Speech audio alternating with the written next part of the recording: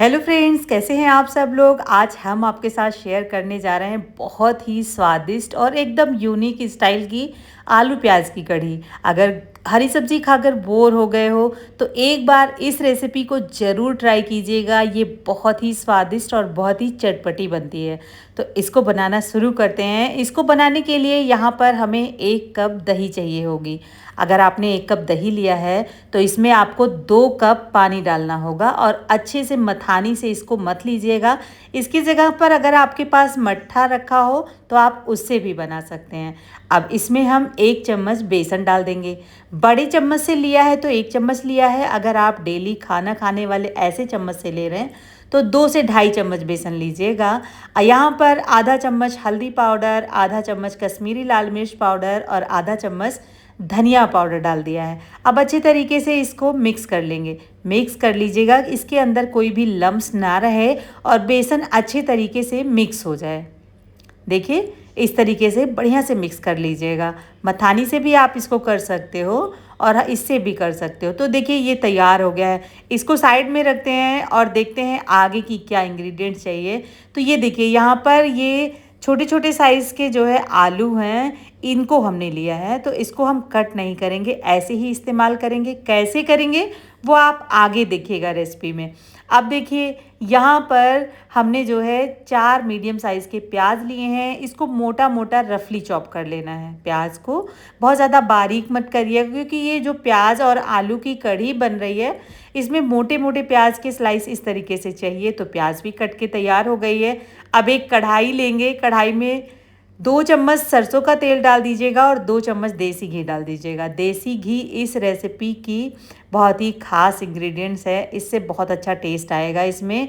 जैसे ही तेल और घी गर्म हो जाए, इसमें 1 चम्मच जीरा, आधा छोटा चम्मच मेथी दाना डालकर और यहाँ पर क्रश की हुई साबुत धनिया डाल दीजिएगा। करी पत्ता, कश्मीरी लाल मिर्च, 1 चुटकी हींग और यहाँ पर आपको डालना है प्याज जो हमने स्लाइस में कट करके रखे थे।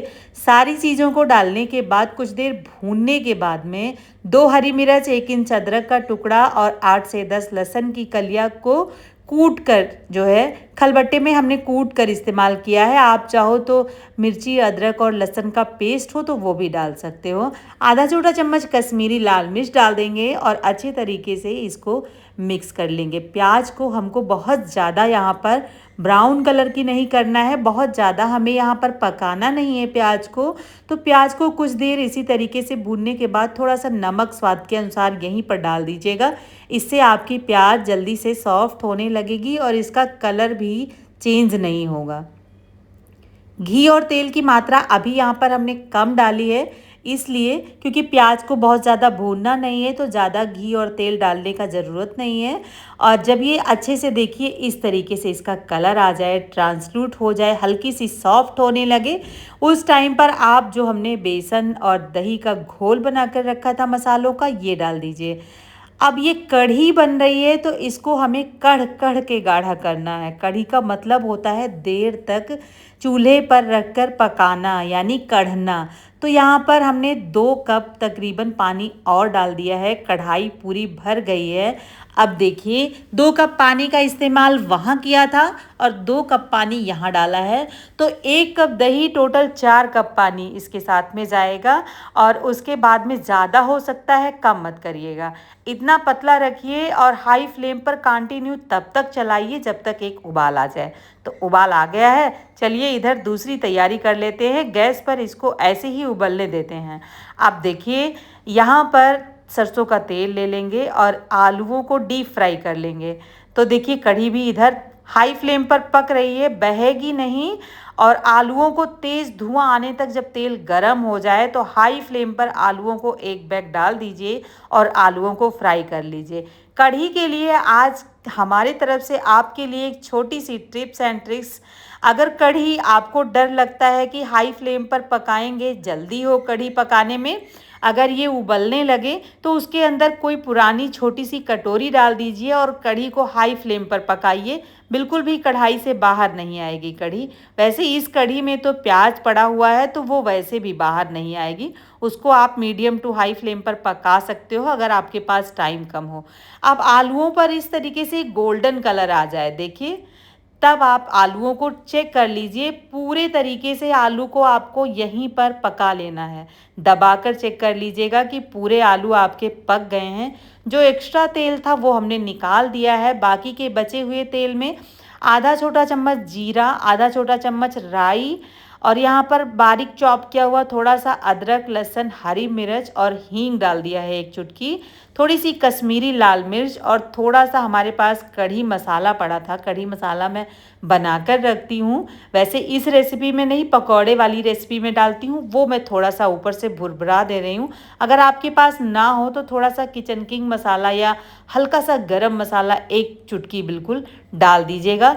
इसमें आप थोड़ा सा नमक डाल दीजिए। आलू इससे आपके अगर थोड़े बहुत सॉफ्ट नहीं हुए होंगे तो वो भी अच्छे से पक जाएंगे। कुछ देर लो फ्लेम पर इसको ऐसे ही ढक के रख दीजिएगा। आलू हमारी तैयार हो गई है। इधर देखिए, कढ़ी को पकते पकते यहाँ पर मीडियम फ्लेम पर 35 से 40 मिनट हो गया है। 2 अंगुल कढ़ाई के नीचे कढ़ी पहुँच गई है। आप देख सकते हैं कढ़ी कढ़ाई में बिल्कुल भरी हुई थी और इस हद तक आपको कढ़ी को पकाना है। तो कभी भी आप कढ़ी बनाएं तो बेसन डाल के कढ़ी को गाढ़ा मत करिए।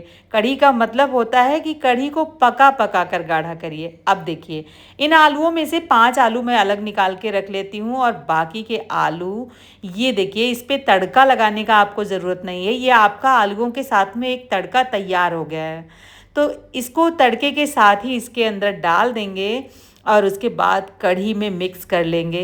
5 मिनट के लिए ऐसे ही ढककर छोड़ दीजिएगा और उसके बाद गर्मा गर्म इस कढ़ी को सर्व कर लीजिएगा। वैसे मेरे पास तो अभी टाइम नहीं है तो मैं अभी ही सर्व कर रही हूँ। वैसे आप 5 मिनट 10 मिनट इसको जब छोड़ोगे तो ये और गाढ़ी हो जाएगी।